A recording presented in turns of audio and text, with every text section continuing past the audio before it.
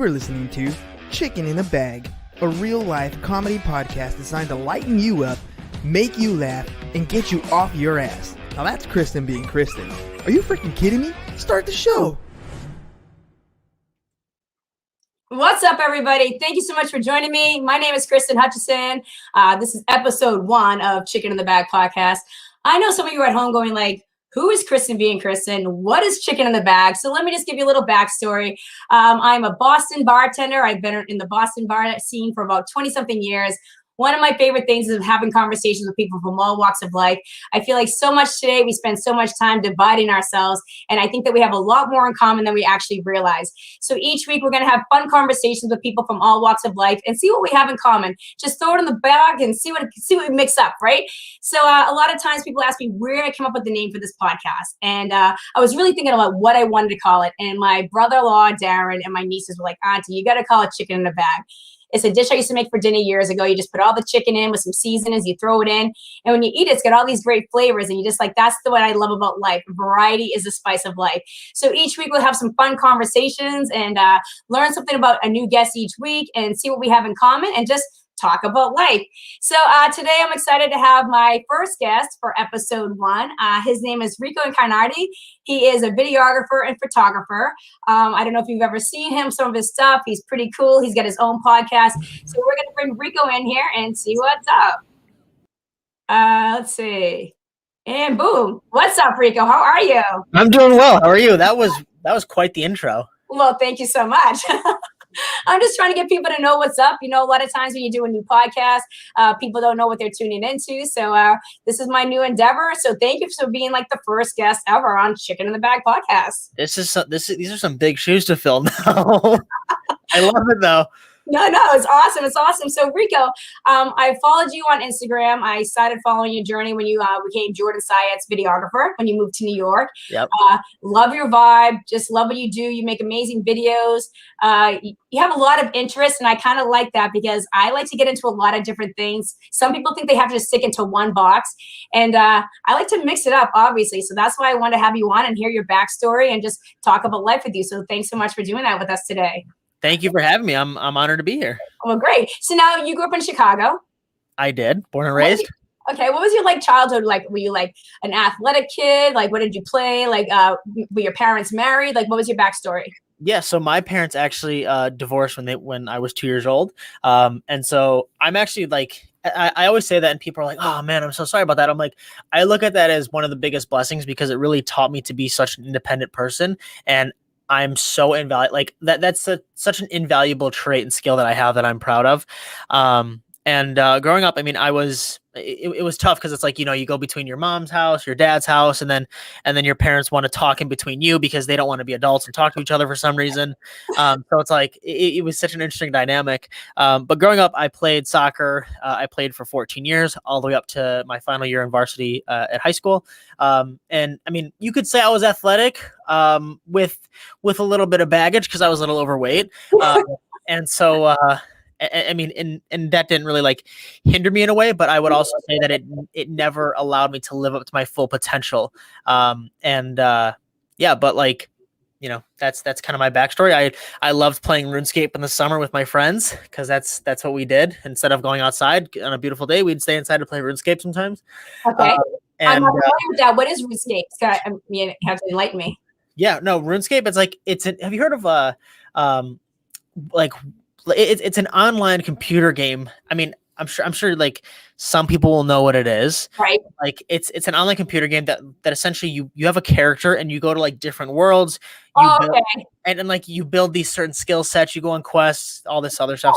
Okay, so kind of like World of Warcraft. Similar? Exactly. Okay, Yep. okay, I'm familiar with that one. Okay, so there's so many games. So yeah. You know, I'm old school, so like it was probably Atari when I was a kid, and then like Nintendo came out.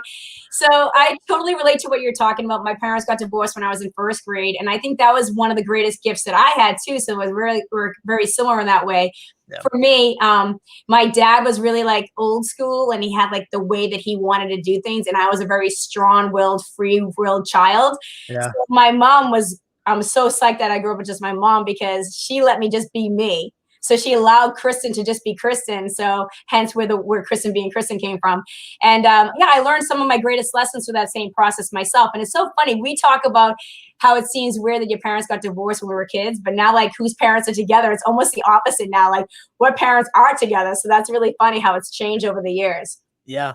And something that like I'm super grateful for is when I was younger, my mother would always take me on like trips. Like we went to Italy every year because we have a house in Italy and stuff. And it's like I don't know. My mother always wanted me to be well versed in a lot of different cultures. She always never wanted me to be. She never wanted me to be the kid that like just stayed in their hometown and never got to explore other things. That's why I've been always so comfortable with like moving anywhere or relocating and doing it in a heartbeat, never thinking twice about it. It's because I've had that experience of like getting uncomfortable and just doing fun adventures like that. I think that's so great because so many people don't do that. And that was one of the biggest things that used to drive me crazy about being from Boston. Because like everybody is about their town. It was like street cred, like, oh, I'm from this town. And I was like, who fucking cares what your zip code is? It used to make me so nuts. And, when my parents got divorced, I went from like an affluent community to a working class community. And then like people judge you by what your zip code was. And I was like, really? Like, I'm still Kristen. Like, yeah, it's so crazy. So for me, that's the same way. Like, and I loved it because my town was like a working class neighborhood and was a very diverse cultural, like we had a lot of diversity there. And I totally agree with you because I think when you're exposed to different things, you have a different way of looking at things. You don't get so stuck in like the whole like, oh, I'm on this clique or I'm on that. So good for your mom to expose you to that. And my mom did the same thing. She was really into like different types of music and different culture. And she really like wanted us to kind of be more accepting and understanding that there's all different types of people in the world. So I think that's what life's all about and what I'm trying to do with this podcast, because I think nowadays with social media, it's so easy to just go in a person's profile and be like, ugh, yep, I'm not talking to that person because they do this or that, or that's in their profile. And I'm like, what a waste of time. You might miss out on an amazing person because you prejudge just by a profile. Yeah. And people need to be careful with that because it's like, you could miss out on a potential like relationship, friendship, connection that is, they may be one person away from literally that person that you need in your life to really move forward. However, you want to judge them based off of one single post that they made just because it didn't agree with what you believe in. And it's like, well, it's like, that's the beauty of life is like, we can have options. That's why there's so many different car manufacturers. Like I was already having this conversation the other day. It's like, well, just because you don't like my car, it's like, well, that doesn't mean that I don't like your car. It's just, I choose to drive my car and that's totally fine. You choose to drive yours. And that's the beauty of going to many different dealerships. We have options and that's okay. Totally agree with you on that. And that's one of the things from being a bartender over 20 years. Boston has a lot of people from all over the world that come here. And one of the bars I worked at in my early 20s, I had like people you have tourists all day long because it was a certain area that everybody came to. And I would just love people sitting in front of me like, oh, where are you from? Like, I love hearing about the different states, the different countries and sharing stories. And a lot of times when you open yourself up to have a conversation, you're like, oh shit, I did that too. We really have more in common than we do different. And I think it's so silly that we're sitting there just like boom, boom, and putting everything in boxes. I've never liked boxes. I like to smash them. So I totally agree with you. You miss out on great opportunities. And then like, when I'd be bartending, like two guys might have a difference of opinion on something. And then they would sit there and they would kind of like hash it out. And then they buy each other a beer. I'm like, cheers, give the guy a beer. And then they'd be done. So I think we're missing out on that dialogue now. And we're not opening our minds to be able to like say, okay, this person has an opinion. I might not have the same opinion, but I might like them on other things. And that's what it's all about. So I think that's such a great point. Yeah. I mean, at the end of the day, like, I would argue we're 95 to 99% more alike than we actually think. And like, and we are all like you said, where it's like the guys at the bar at the end of the day, they cheers and they bought drinks because it's like, because they realize like, man, what we just talked about, like, yeah, it was cool to have that conversation, but in the grand scheme of life, it doesn't matter. Like I care about you as a person and I just want to have a good relationship with you. 100%. It's like, you're a human. Like, let's get back to humans. Like, fuck everything else. It's so stupid. Right. I think it's funny. One thing that's interesting, I'm a European mutt. You're very proud of your Italian heritage. I love the videos you do when you tell people how to say the words properly. So like, what is something about growing up in an Italian household that like makes you love Italy so much? Oh man. I mean, well, I didn't clarify. I'm 93% Italian because I did just take a 23andMe test. Okay. And I hyped it up for so long because I'm like, all right, I'm gonna pull at least a 90%, and if it's less than that, then I'm gonna fly to Italy and I need to question everybody in my family as to what happened. Right. But no, 93% Italian. I would say one thing that I've really cherished is just the togetherness that even something as simple as food brings together, because Italians are huge on food. Yeah. And it's like no matter what, even something that I realized, it's like you see the correlation. Like I'm a big fan of the show Jersey Shore. I just love it. But like you see the correlation too, where it's like at the end of the day on Sundays, it's like no matter what, family gets together and has dinner, and it's like it doesn't. It's like I don't care if Uncle Louie on Tuesday said this about Uncle Teresa, and like then on Wednesday Uncle Paulie said this, and it's like it doesn't matter, because at the end of the day on Sunday, cool, we'll hash it out. But you know what? Damn it, you're gonna come to my house and have dinner. You know? So true. Like I totally agree. And I think that's something about. That's how I feel about Boston. You know what I mean? Like everyone has like a strong opinion about things, and they're like they'll beef about something, and like, oh fuck it, come on, let's go get a beer at the bar, or like let's sit and have dinner. And Sunday dinner was so big in my family too. And it's something I love, and I think that it's a tradition that we really need to bring back more, because there's something about sitting around the table and hearing stories with your family, and learning to have dialogue and talk about things, and have difference of opinions, and having kids find their voice, or learning to share their thoughts and feelings on something. And there's also something that's great about hearing about your grandparents' story, or your aunts, or your parents. And I think that's something that parents don't do enough of now. Like we want everybody to be like, oh my God, life is rainbows and sunshines. Here's a trophy. You're so special. And it's like, no, man, life is fucking hard, and it's full of shit and bad people and good people. And that's what makes it all go around. So yeah, I love that. But like, honestly, that's why, and it bothers me whenever like kids that are, I mean, I'm 25, and like there's kids that are younger, even my age, that their parents will be like, well, back in my day, and they roll their eyes. I'm like, no, but like don't roll your eyes at that, because it's like there's a valuable lesson within that. There's a silver lining, and it's like my father. That's why I'm arguably extremely grateful for where I'm at, because he's like, I came to this country with $1,000, and like I had to find a way. And he's like, I mean, I look up to my dad. I'm very thankful for him, and it's like, you know, but we look at those things and it's like, oh, well, okay, what about your day? It's like, no, it's like, listen to what happened, like what life was like 30, 40 years ago, to understand where you came from, because it's like, you want to have a sense of gratitude. And it's like, just understanding where you've come from is so huge. And it's like, no, you don't need to model where that was. And times are different, of course, but it's like, just understanding even that backstory could just give you that sense of gratitude, that it's like, wow, I'm really thankful for where I'm at. I totally agree. For me, it's one of the greatest things that shaped me as who I am, because I am a grateful person, because, you know, growing up in a single family home, I know how hard my mom worked. She didn't hide it, but she like had such a cool way of just kind of like being like a little rock star. She was like this little pit bull. She was just like so classy, and she looked so great, but she just made things happen. And if things were tough, she figured it out. She didn't sit there and bitch or cry or moan about it. She just found a way to push through. So I think that's where I got a lot of my can-do attitude. And then when you would listen to like my grandparents talk about the Depression, and like, you know, putting the coal in like the heater when my grandpa would be away working on wood floors, it makes you kind of understand where people came from. And I think parents got afraid to share some of the stories with their kids. And I think it's a disservice to them, because they learn more that way. And I don't think, but you also, as a parent, it's nice to kind of share the story, but not discredit what the kids have now. And I think it's very easy to do. Like, one of the things I love about being a mom and being involved in social media is I kind of know what's up. You know, and being a bartender keeps me young. So I kind of know like what the new apps are, and like what's going on, and like what TikTok trends are going on. And I think it's cool, because if you can communicate with your kids about that, it makes you be a better parent in a way, instead of saying, oh, that's stupid. Well, nobody thought Tony Hawk was going to ride a fucking skateboard and become a millionaire. Okay. So I understand that TikTok, you know, you might like it, you might hate it, but if your kid is passionate about something, try to be a little bit more understanding, because you might not even be understanding what the future is going to be, because things are moving so quickly. So that's one of the things I think it's nice when you can kind of mend them together. It goes back to like sharing thoughts on different, like it can be old school and new school, but sometimes a little of both works well. So I think that's a really great point. Yeah, and that's why like I'm thankful to be where I'm at with like my age demographic, because like I understand my father's point of view and stuff, and then also my brother who's 15, like he's super into computers, and I don't know what language he speaks with that either. But it's like it's cool because he's so passionate about computers, and like the other day, like I use these external hard drives for like editing and stuff, and he was telling me like, oh well, like that's a good one, but you should get this one because it's an SSD and it's a lot faster. And I'm just like, Okay.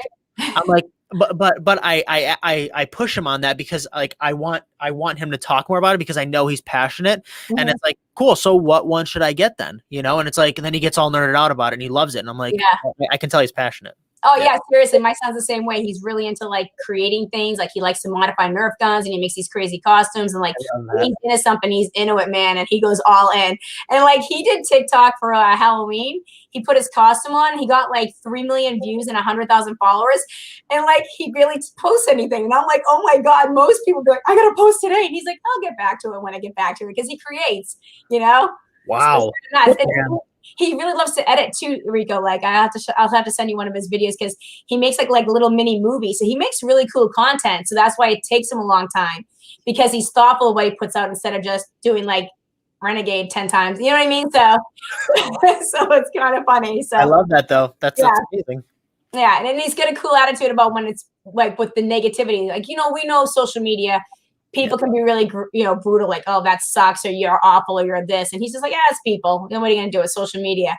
So going into that, with your childhood, when you were like playing soccer and stuff like that, what did you think you want to do? Did you go to college? And I want your backstory before we get into the videography, because I think you took a little detour.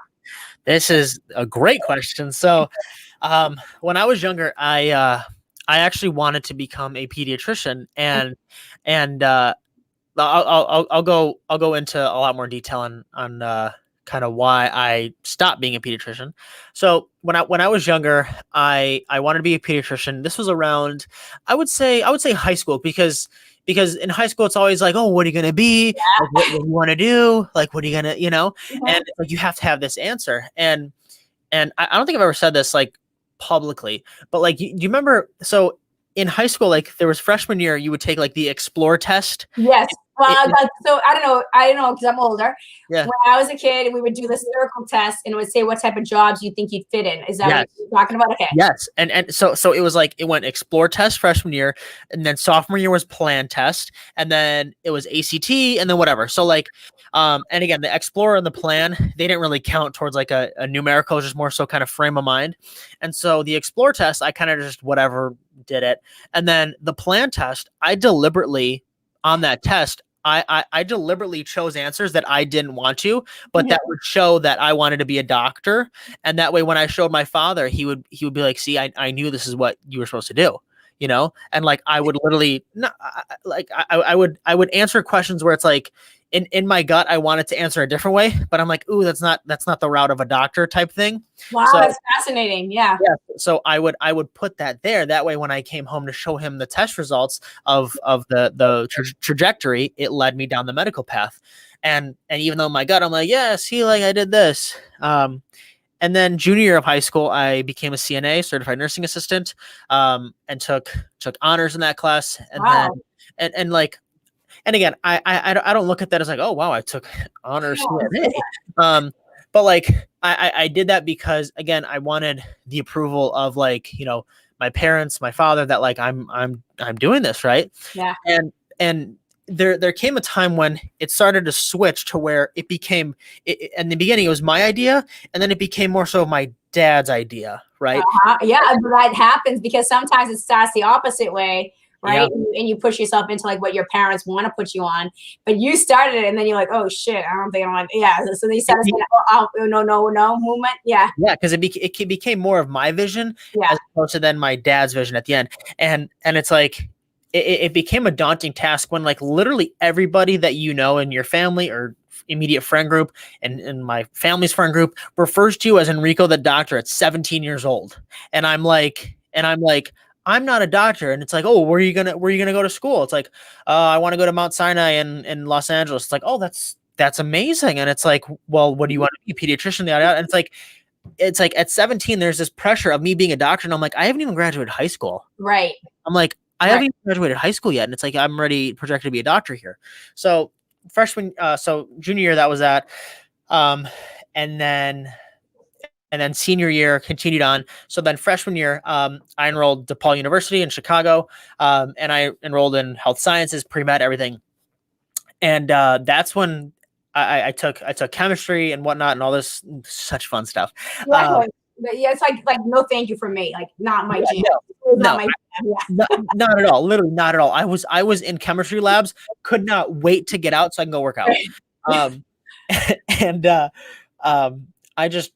didn't want to do it anymore because it became a point where I'm like, I'm just not passionate about this. And the fact that this is going to take me 10 years, not that I was in the mindset of like, oh my God, I need to have this happen now. It was a mindset of like, I feel like I could be doing so much more up until those 10 years of actually becoming a doctor that like could benefit me so much more. You know what I mean?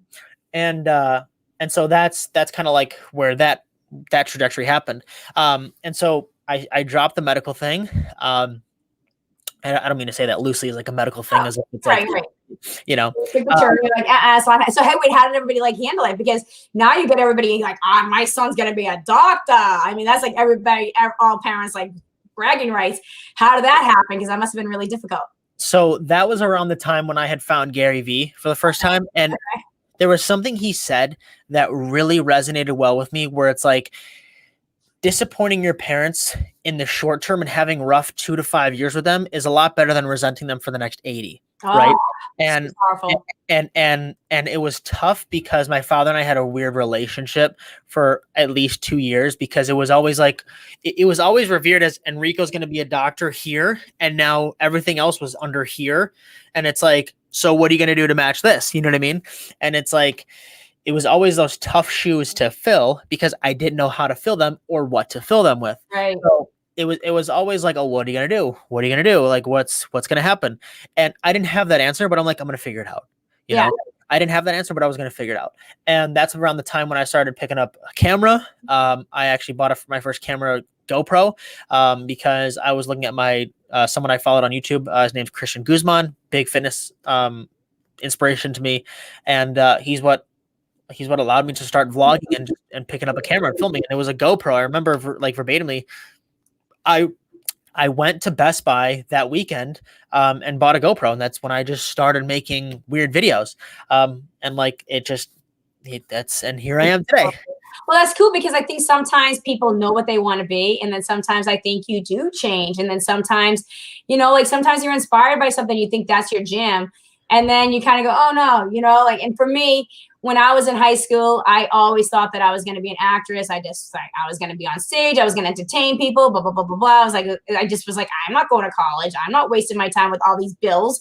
Like, how am I going to be an actress and like starve? You know what I mean? So, and then, you know, when you sometimes get your feet into something, you're kind of like, ooh, I don't know if this is really what I want to do. And then I was like, oh shit, I don't know what I'm going to do. And then I just became a bartender because I didn't really like corporate America. I tried that, and I didn't plan to be a bartender for 20 years, but for me, it worked well. It gave me the freedom to be able to take care of my son once I did finally have a child years later. It let me be kind of on stage without being on stage. It got me around people. It was busy. It was almost like an entrepreneur, because what you work is how you make the money. So sometimes life is just a journey, and sometimes you do it your own way. And a lot of times I kind of consider a society like the book of bullshit, like I said to you earlier. It's just something that I think we have this path that we expect people to follow. And we expect kids at 18 to know what they want to be. And we send them off to college, and they sit there and either get a degree in something that they don't like, and then they don't want to do it, and now they have all this debt.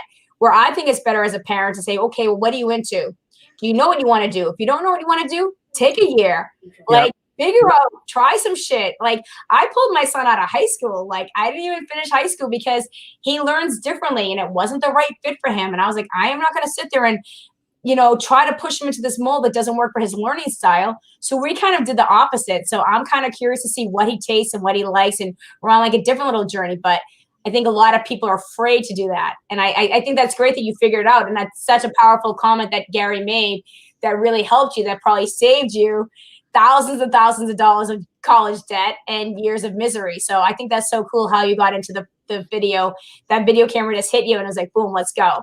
Yeah, I mean, and to go off your point where it's like the whole tasting thing, especially like with your son, it's like that's something that that's how I'm gonna parent my kids. It's like, if you like this, I'm gonna champion you on, and I want you to do that. I'm not gonna force you to do chemistry if you don't like it. If you love it, cool. I will be your biggest supporter then. You know, it's like that's huge, is supporting people's strengths. I think it also helps kids learn themselves. I think part of the biggest problem in life is we're also, I don't think parents do it on purpose. I really believe with what we push everybody into, like this path, right? We as parents want to hear that people are proud of what we're doing. So I think a lot of times parents, when they're out with their friends for dinner on a Saturday night, it's like, what does Bobby do? Well, Bobby does this. Oh my God, well, Susie does this. And it's like, you can't help it, but it just becomes the way the conversation. It seems like parents are really living through their children instead of living through themselves a little bit. And I was kind of like, I had to do the opposite. Things didn't work well for him in certain ways. So I had to kind of be like, well, he does this. And parents like, oh, what about this? I'm like, I don't know. We're just doing this. And then they just kind of leave you alone. And I think so many parents are afraid to say that we're doing something different. So they kind of just get stuck on that little path. But I think when you do allow your child to kind of go into what they're passionate about, you actually teach them to like trust themselves. And they actually learn who they are instead of having to wait to do it when they're 30. They kind of do it at a younger age. So you're kind of giving them a little bit of a leg up in life. And it's not always easy to do, because as a parent, you want to stop them from falling. You want them to be successful. You don't want them to get hurt. But, I think if you can allow them to do it a little bit, you'll see them strive a little bit faster and actually surprise you and themselves a little bit. It goes to the whole metaphor where it's like, you could tell a child that if they turn the flame on the stove, it's going to burn them and it's going to be hot. They have to actually turn the stove on, burn their finger a little bit to understand, oh, okay, that's what that does. Won't be doing that again. Right. Like, you gotta let, it's like, it's like, if you don't want your kid to get hurt by life, then just wrap them in bubble wrap. Yeah. Exactly. Like they're gonna get hurt. They're gonna cry. They're gonna deal with stuff. Like it's gonna be tough. But you know what? Damn it! Like, keep moving forward. Yeah, it's such a great point, because I think life is hard, and I think if we told people that a little bit more and said, okay, hey, listen, things are gonna be hard. There's gonna be shitty people. I think the more you teach kids that they're gonna come into all these things, they'd be a lot happier. I know that you talk a lot about like mindset and depression and stuff like that. I think something about the way we're raising people, we're not preparing them. Like, I'm a big fan of, I know you're a fitness person also. We're going to talk about that. I know you started a new challenge. Yeah. But I think in life, we talk about diet and exercise. But then when it comes to mental health or mindset, we don't talk about mental toughness and mental health. And I think they need to be a dialogue together, and I think when I came up, I'm almost 50. So it was just a different world. And we were told that things weren't fair. We were told that there was other kids that didn't have food. We were told like all the days of like everything that's not fair. So you kind of had to like deal in reality a little bit, where now we've made it a little bit like everything's great. Everything's wonderful. We should all be nice. And I'm like, but you can't make everybody be nice. Why don't we teach people how to deal with the people that aren't nice? I think it would make people a lot stronger. So I talk about a little bit like, why are you so into like mental health and mindset? And did you have a problem with it? This is a wonderful question. I love talking mental health. So to go back to when I dropped medical in college, this is really when I hit a lot of anxiety and a lot of just like depressive thoughts, because again, it's like, oh my God, I literally just let my father down. I literally just let my family down and everybody that knows me. And it's like, I've attached my identity to being this person that I can no longer become. And it's like, oh my God, what do I do? And then there's all the thoughts of like I can feel it right now in my chest of how I felt back then. And it's like, you get the anxiety of like, oh my God, I need to figure out something quick, because I need to essentially like put a Band-Aid over that and mask it. And it's like, well, hang on, that's not what we need to be doing. And it's like that's where I became just super in my head about everything, right? Like, I didn't want to do anything anymore.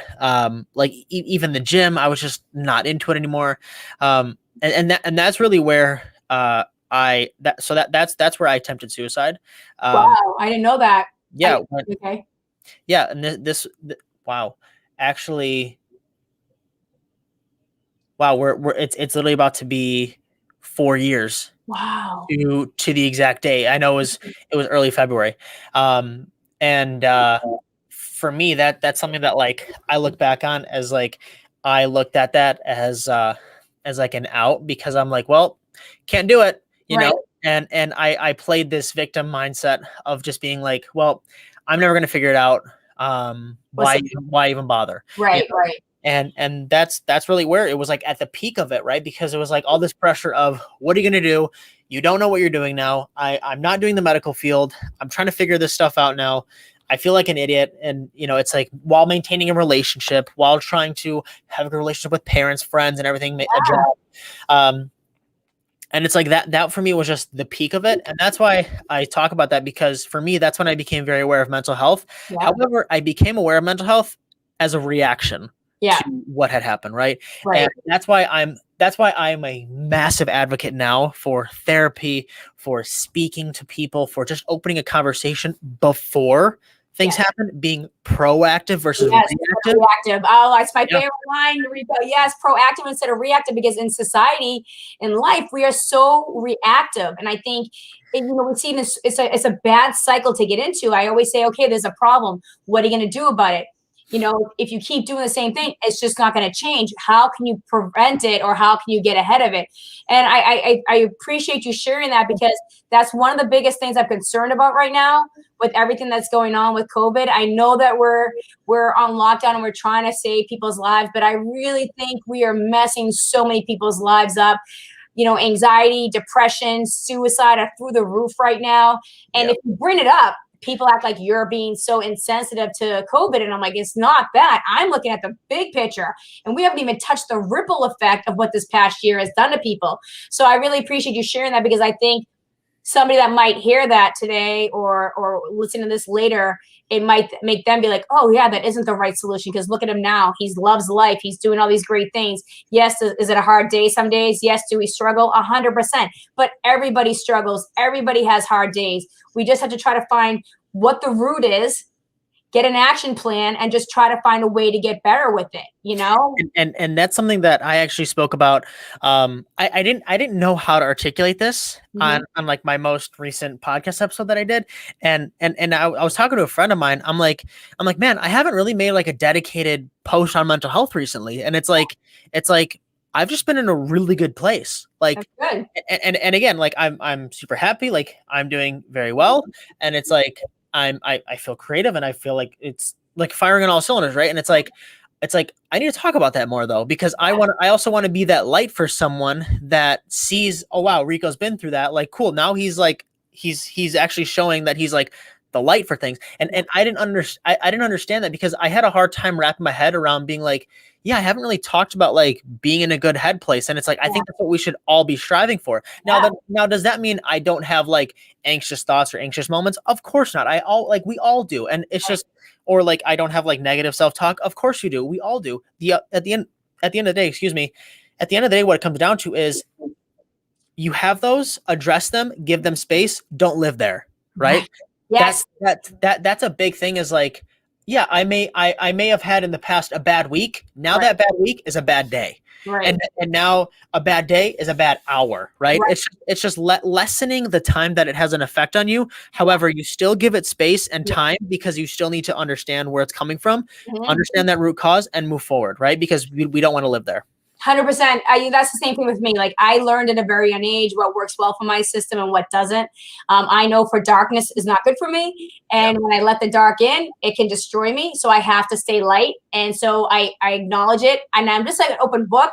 And I think that's how I deal. I just let it all out. I vent, I share, and whatever. And maybe I'm an overshare, whatever. There's no, everybody knows exactly what I'm thinking or feeling. But the thing to me is how I deal. And then I kind of let it out, and then I'm good. And that's one of the reasons I love working in restaurants, because I need people. Like, people just kind of like, I can be having a bad day, a person can sit in front of me. I can have a conversation with a dope person and be like, oh, that just like filled my soul. Like that conversation with that person just made my day. Like yesterday at the end of my shift, met a really nice couple. They were kind of quiet. Then we opened up a conversation. We had a blast. I stayed for like an extra 20 minutes just chatting with them. And it just like, it gave me something and filled me up a little bit. And I think that's the part. Yes, you're going to have bad days. You're going to have darkness. But when you start to learn how to allow it to be a bad day or a bad feeling and say it's not going to last forever, process it, you're going to learn how to work through it. So I think getting an action plan and finding a way to get to the bottom of it or solve it and then learn how you can control it is so important. And the same thing with like anxiety. And that's why I try to do shows about it sometimes or give people, you know, hope or something like that, because there's so many techniques. Every technique is different for different people. Some people like therapy. Some people don't. Some people need workouts. Some people need tough love. Everybody needs a different way. So I think find whatever works for you, but please don't wallow in it. I totally agree with you. That's fantastic. Yeah. And something that I didn't realize that I was doing, and I think this would really help someone, is I would mask my anxiety in eating and exercise in a way that was so unhealthy, because I would fast for 36, 40 hours on end. And just because it was like this, it was this weird dialogue in my head of like, I can be tough and like, I can withstand not eating for 40 hours. And it's like, I think about it now and I'm just like, why? Yeah. Like, I think about that now and I'm just like, why? Or like, I would do 2 fasted workouts in a day because that was during my 36-hour fast that I was doing once a week. And it's like, but during those times I would strength train each session. It would be at least an hour, 30 minutes of cardio. And again, I got so lean, it looked unhealthy. Yeah. And it's like, I look at that as like, why was I doing that? It's because I didn't want to deal with the shit that I actually needed to deal with, you know? Yeah. And I think that's one of the things. I think it's actually dealing with what you got to deal with, like really looking in the mirror. Like it's painful. It's hard. It's hard to get to that root. But when you really do it, there's like a freeness that comes from it. And then that's when the journey, man, it takes you up. You know, I can remember when I moved to New York, it's when Tony Robbins was first becoming a name, and it was CDs. Like, I don't know. I love Tony Robbins. That's how old it was. And I remember I didn't even listen to all of the CDs. I listened to one line that he said. And he goes, listen, if you want to get healthy, you have to decide not to eat the cheeseburger. It's going to feel good when it goes down your throat for 10 seconds, but then you're going to have to do 500 sit-ups. And I was like, done. I understood it was just consequence, choice, and consequence, choice, and consequence. And when you start making good choices, you have good consequences. So a lot of times you have to kind of go through hard times. You have to go through tough things. You have to go through dark days. But then when you learn how to make that mindset shift, it just it just changes so much for you. So I think that's such a great point. I forgot who said it, but it's like, it goes along the lines of like, yeah, but you can choose your hard. You can choose the hard of like, oh man, like the cheeseburger, but it's like, okay, well let's think, how's that going to make you feel in 10 minutes? It's like, yeah, in 10 seconds, you might love it. Right. But in 10 minutes, you might be like, oh, I feel awful because I had the fries with that and it was so greasy. And I just like, again, not demonizing food at all. It's just from the fact of like, it's like, you just don't feel good now because you just literally went all out on that. It's like, you got to choose your heart. Is your heart of dealing with it afterwards now because of the stomach pain that you're having? Or is it the heart of just saying no to that? Right. You know? And it's like, again, we all choose our hard and what's hard and what we perceive it as. Oh, I totally agree. And I think sometimes you don't realize, you know, if you had the good before the bad, you wouldn't choose the bad. But like, unfortunately, it's just the process. You have to like touching the hot stove. You have to go through the shit to get to the good sometimes. I always say, like, in relationships, if you had a good man or a good woman, you wouldn't tolerate the bullshit one. But like, unfortunately, you're young and it's the process you go through until you find the good ones. It's not fun at first. Like, he's boring, she's boring. And then later on, you're like, I wouldn't mind that boring person or that reliable person. So I think it's interesting, you know? Yeah. Rico, I want to talk a little bit about your choice to move to New York and get involved with Jordan Syatt. Can you talk a little bit about that? Because that's been quite a journey. And I know you just came back. You left New York and now you're back in Chicago. But can you talk about your journey to New York? Yeah. So I was actually, let's see, it was December 1st, I believe it was 2018, is when I got a call from Jordan. So let me preface, I met Jordan way earlier that year in like January at a charity event, because at the time I was filming for Zach Rushlow of the Flexible Dining Lifestyle. And so that's when I had met Jordan. And I knew of him because I'm like, oh, you coach Gary Vee. Right. And like that's how I knew him, right? And like had a little fangirl moment. And it was cool, right? Because I'm like, wow, I'm meeting someone who like Gary, when I had learned about Gary and the whole quote that he helped me with like my parents and stuff, I'm like, wow, it's like you train him, you know? Yeah. And so that was cool for me. And so December of 2018 of that year is when he called me. I remember I was on the Stairmaster, and I wasn't working with Zach anymore at the time. And he called me and he's like, yo man, you want to move to New York? I'm like, yup. Like zero hesitation, zero anxiety of like, you know, again, and I go back to my mother, like taking me on trips and stuff, just being well versed. And it's like, she always tells me like, no matter what, whenever I have moments of like, oh, I don't know how it's going to turn out, I don't know, like I'm worried, she's like, you do realize every time you've talked to me about that, it's always been fine and it's always been better than what you thought. Right. And literally December 1st, he called me, he's like, you want to move to New York? I'm like, yep. Talked, and then so 2 weeks after that is when I went to New York for the first time in my life, for a weekend to film with him, just as like a let's kick it, let's also film stuff, because I was going to start the beginning of January and we didn't want to just dive right in. Right. Kind of meet each other, hang out. I can get a feel for New York, and I loved it. I mean, I went there and I'm like, oh my God, like, what do I do here? Yeah. And, you know, it's a totally different world, world. I totally agree. Yeah. Even Chicago, like I love Chicago, totally different world. And then within less than 3 weeks, I moved to New York. Just me, myself, and I, my 2 suitcases, my camera. I literally talked about this like my last YouTube video, because it talks about the whole story of it. And I worked with Jordan for the past 2 years, and arguably I say Jordan has made me a better person, a better man, a better creator, and like he's arguably my best friend. And like he and I, like we're still very cool. You know what I mean? Yeah. And it's amazing. And it's like, I don't think if I wouldn't have worked with him, I don't think I would have had the confidence to have started my own thing, to start my own production company.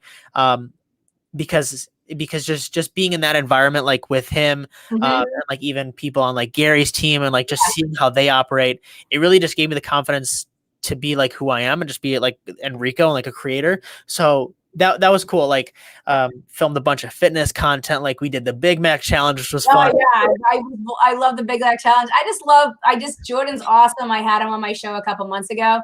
Oh, nice. And, yeah, he's a lot of fun. I like his content. I just love following him. I used to love the content that you guys created together. And I also love just the stuff that you put out. You put out a lot of stuff that helps people learn how to do, like, you know, different things that they're trying to learn. You're very helpful to other people. You have a variety of things that you're interested in, you know, how to say certain words in Italian properly, your cannoli. Oh, yeah. So I just love the different stuff that you come up with. And I think that's what's important. I lived in New York in my early 20s also, just same thing, packed my bags and just went. I was like, it was kind of like, if I'm going to do it, I just got to do it. And I think there's something about just taking the jump, you know, because you're going to learn so much about yourself. And me, it was great because I didn't have a safety net. And I don't know if you feel the same way, but I had to kind of just figure everything out. In that city, you know, I just would get up every day and just walk miles each way and just learn the city. And I was blown away by the energy, and everybody's there creating. There's just like an intensity there. So it was really a great opportunity for me in my early 20s. It made me become the stronger. I was always a strong woman, but I learned my independence went up to a whole nother level there, because I needed to do shit, I had to do it by myself. I didn't have anybody. I couldn't call a friend to come pick me up and take me there. I had to figure out how I was going to get things back to the apartment. What were some of the greatest lessons you learned living there? Oh, man. And again, this goes back to my parents being divorced at 2 years old, where it's like, I learned being independent, right?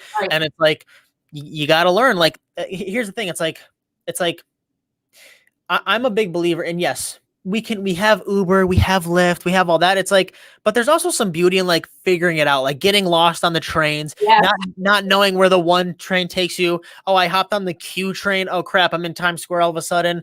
And it's like, there's a beauty in just getting lost, like deliberately getting lost. And that's something that I would always pride myself in, is even when I went to school in Chicago, I would deliberately like when I had time in like college, like on the weekends and stuff, I would literally just go take random trips somewhere in the city and be like, I have no idea where I'm at. I'm gonna figure out how to get around.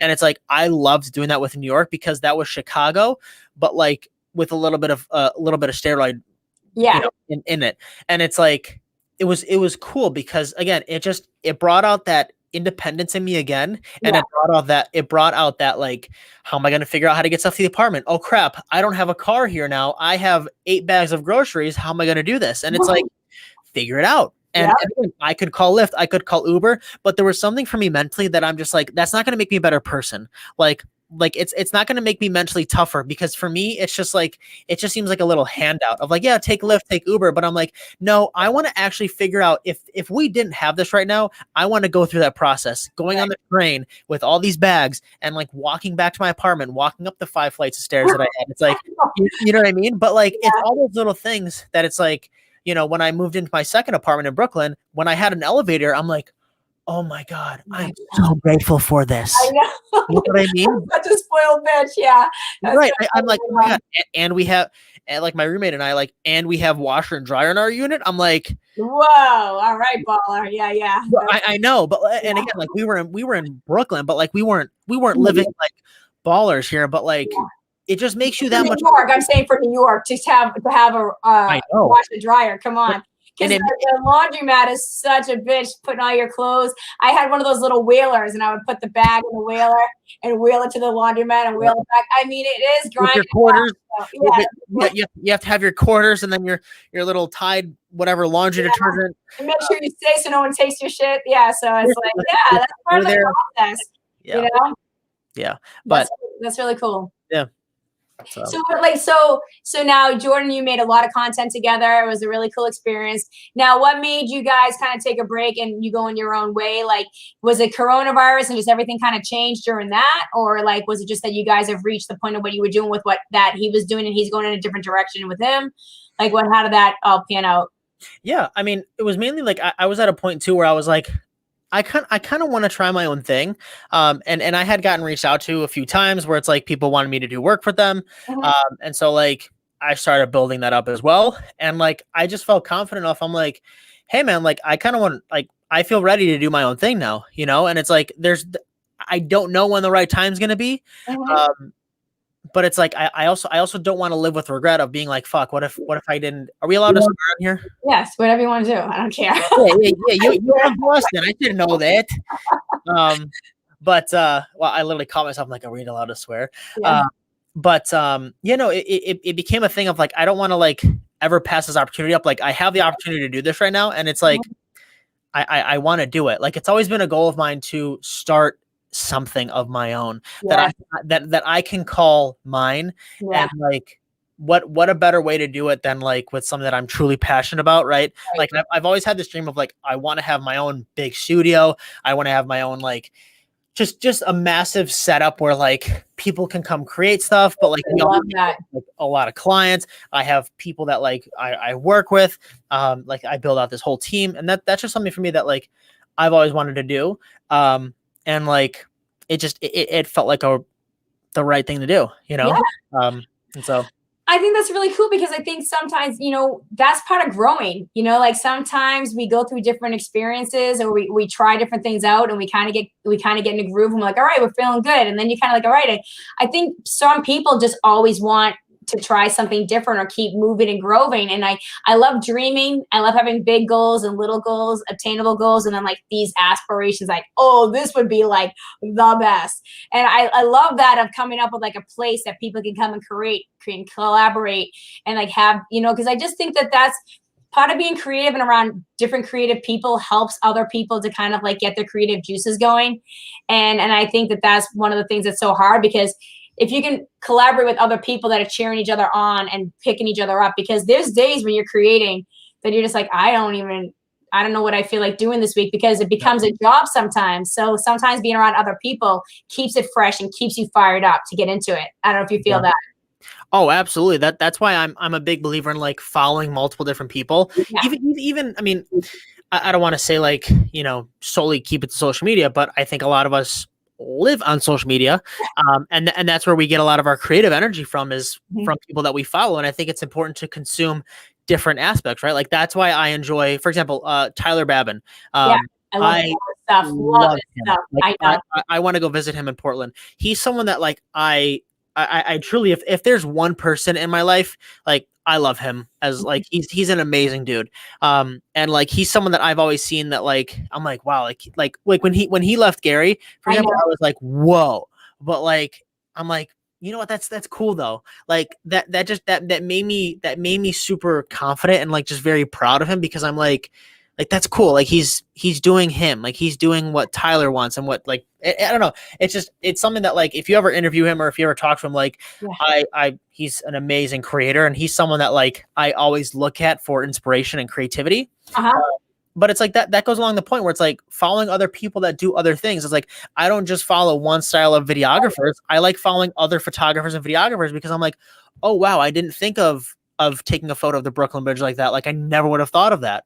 Or like, wow, I didn't think of adding that sound effect. I never would have thought of that. Like it's cool. Yeah, because Tyler does really great. I love the songs that he does. Like he just tells a really great story. And that's one of the things about when I used to follow Gary's content, like in the beginning, I like took it all in, and I really loved the videographers because they would do like the Daily V and all the other, you know, like, and I was like, wow, just watching all the ways that these different people created content. I'm like, I want a Babin, I want a D-Rock. I wish, you know, like someday, hopefully. But the thing is, that is so true, and I'm a big fan of his also. And going back to what you were saying, following different creators and following different people on social media, it goes back to the stuff we started the whole show with, is like different people, different thoughts, different things. You expose yourself to so much more when you open your mind to differences instead of keeping it all the same, because it's something that opens our brains or our thought process or our creativity or learning or growing. So that's the whole point of it. And going back to Tyler, is going back to Babin, right? Isn't that where the shark came from? Like, let's talk about be a shark, because I love that saying. I think it's so important in life to find like that saying or that motto or that animal that you kind of can connect to. So talk about that a little bit. So so Tyler, he actually, I'm trying to think what day it was. I believe it was October 2019 maybe. And he posted a video of like just him doing a voiceover of like sharks swimming in the ocean, and like he was like, you know, just be a shark, you know. Like it's Monday. Oh, it was a Monday. It was Monday. He's like, it's Monday. Like sharks don't care what day of the week it is, something like that. And like just be a shark. And I'm like, that's a good motto. I'm like, I like that. I'm like, what if I flip it? And what if I put be a fucking shark? You know? And like just to add that like emphasis. And it's like it really just stuck with me, because I'm like, not just Monday, but like every day. You know, like even though he posted it on Monday, I'm like, no, we can apply this every day. And that's where that came from, was from him. So I always give credit where credit's due. Always to him. Like he's the one that helped me and like be the inspiration for that. And so that's been my motto, is like be a fucking shark with anything. And like really where that stemmed from is I engineered it to where it's like, okay, well, when people think of a shark, what do they think of? Like this animal that just wants to like destroy every fish in the ocean or whatever. And it's like, well, yes, but also like on the other end, like sharks just only swim forward in life, right? Because they die if they swim backwards. They will literally die. And it's like, so I apply this to, I don't care what you're doing in your life. I don't care if you're taking care of your kids. I don't care if you have to do laundry. I don't care if you have to edit a video. I don't care if you have to go work out. Like you can apply this as a mindset first and foremost, because at the end of the day, like you can be a shark about anything. It's not, you don't have to attack the world, like whatever it is. You can attack one task with that mindset. And oftentimes just that one task, like you can apply it to everything.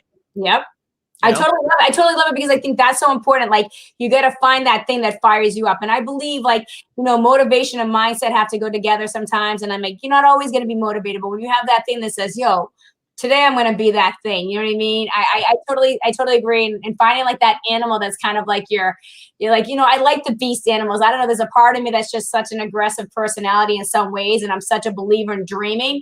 And if you're going to dream and you're going to do different things and you're going to attack life, you have to have a little bit of those predatory animals in you. you know, whether it be a pit bull, whether it be a shark, a fucking lion, you know what I mean? Like, I don't know. It's just, that's just life, and it's okay. You can still be kind and be a shark. You can still be a nice person and be a pit bull. You know what I mean? Because both sides of it is what you need in life to kind of get after the things that you want to do. Life is tough, and there's going to be so many barriers. You have to have someone that's going to teach you how to push right through it. So I love that. I also think there's something to be said. If you look at these animals too, where it's like a lion, a shark, or even like a killer whale, right?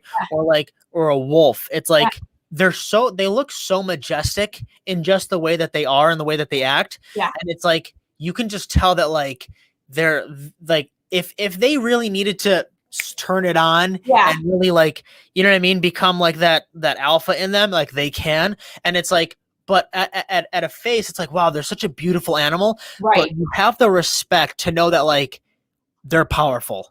You know what I mean? Like they move with grace. They move very delicate. Yep. However, they are powerful. Right. And it's like, that's how you can, that's how you can be in life. It's like, you can be graceful. That's why I always say, be kind to everyone. Right. Be kind to everyone, but like, be a powerful motherfucker. like, you know what I mean? Like treat everyone with kindness. Right. But like, that's why my goal, I want to be the baddest motherfucking videographer in the world. It's like, again, treat everybody with kindness, move with grace, but be a fucking powerful animal. You know what I mean? Yeah. I say that all the time. I always say, be kind, but don't be a doormat. You know what I mean? Like, listen, I'm the nicest person.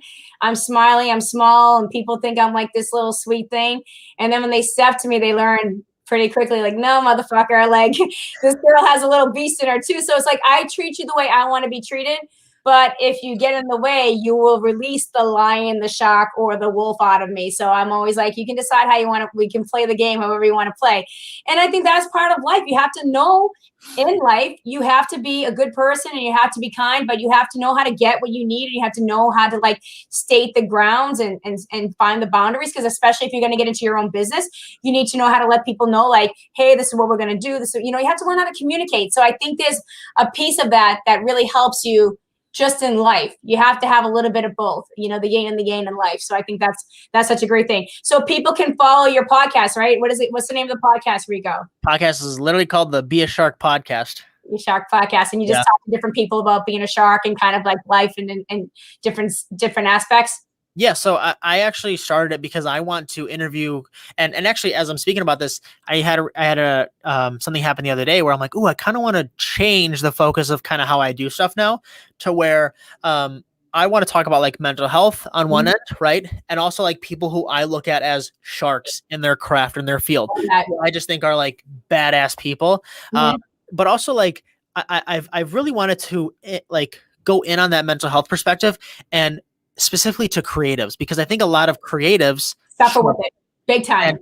And that's something that I've actually seen. I'm like, wow, this doesn't get talked about enough. Like even just very close friends of mine that I will never like say their name for stuff. Right. Like I look at that, I'm like, oh, like they're struggling. But I'm like, oh my God, like I feel like I'm the only vocal one who's right about mental health. And I'm like, maybe you'll make it more popular. They'll actually open up about it and get it, because, you know, they have that saying, like, cry, you know, laughing on the outside, crying on the inside. And I see that a lot with comedy, entertainment, you know, creatives, like you said, because, you know, you're so overcritical of your own material. And one of the things when I did start comedy, you know, people will interject and say, oh, you know, you should really do that joke this way, or you don't really get to the point fast enough, but I just do me.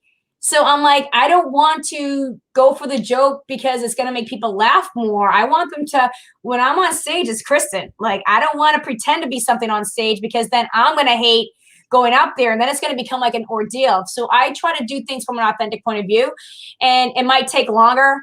People might not be as popular, but for me, that's what works for me, because I have to do what feels right to me and my gut.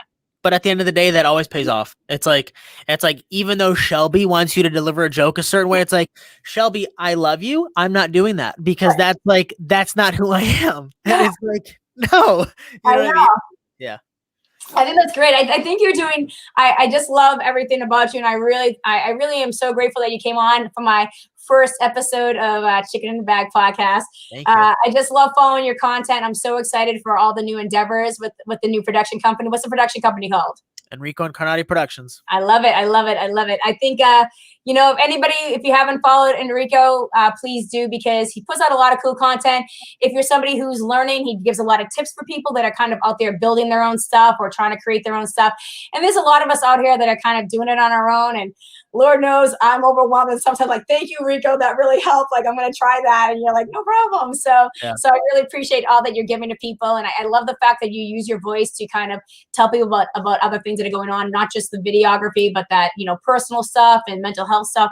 It's all important for everybody to share all aspects. We can do multiple things. We don't have to just stick into one little path. So I love the fact that you mix it up also, and you were perfect for like chicken in the bag, throwing it all in the pot and see what comes out today. So yeah, literally it's I want you to either come for the videography or the photography, or you come for the mental health, and then you stay for either or the opposite, Yeah, absolutely. And I come for all of it because I like all of it. I love everything that you talk about in your posts. And I think it's cool to share your story.